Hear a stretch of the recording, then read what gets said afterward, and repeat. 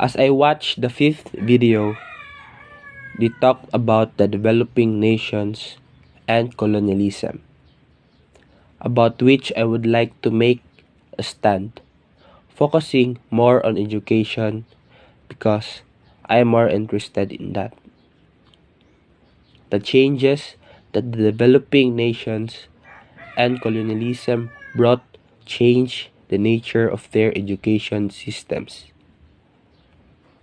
Colonial education affects the individual and their sense of self-confidence, as well as creates a desire to disconnect from native ancestry.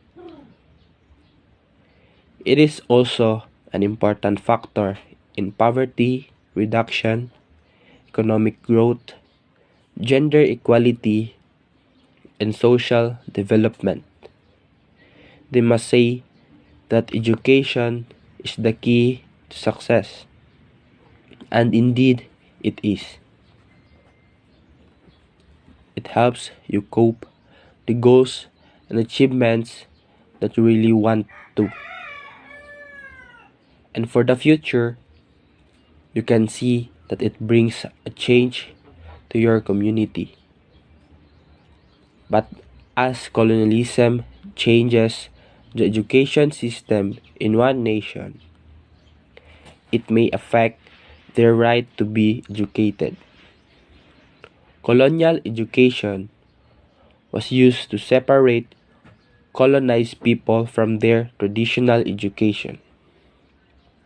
For example, the publication of critical reports in 1922 and 1925, when there was growing uneasiness among the Africans, the missions, the governors, and the administrators, the necessity of precise policy on education was imposed in the British authorities.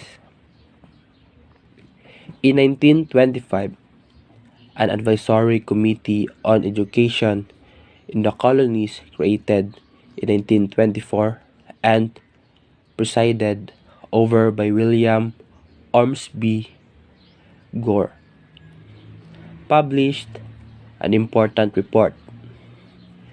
The ideas, principles, and methods formulated in this document covered the matters involved in defining a policy, namely, the encouragement and control of private educational institutions, the cooperation by the governmental authorities with these institutions, and the adaptation of education to the tradition of the Afrikaans people. Special importance was placed on religious and moral structures.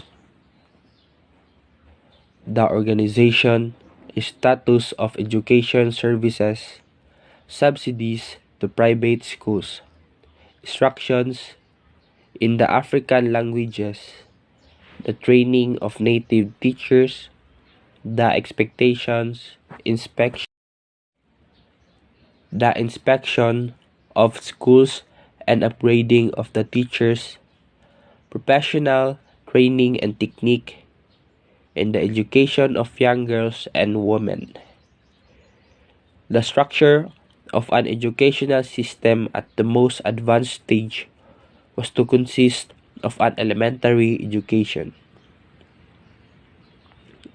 generally 6 years.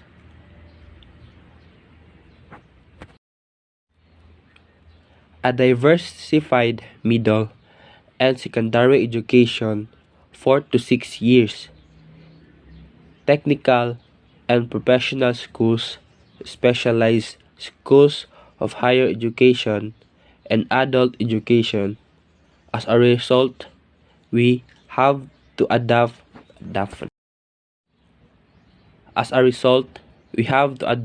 their educational system.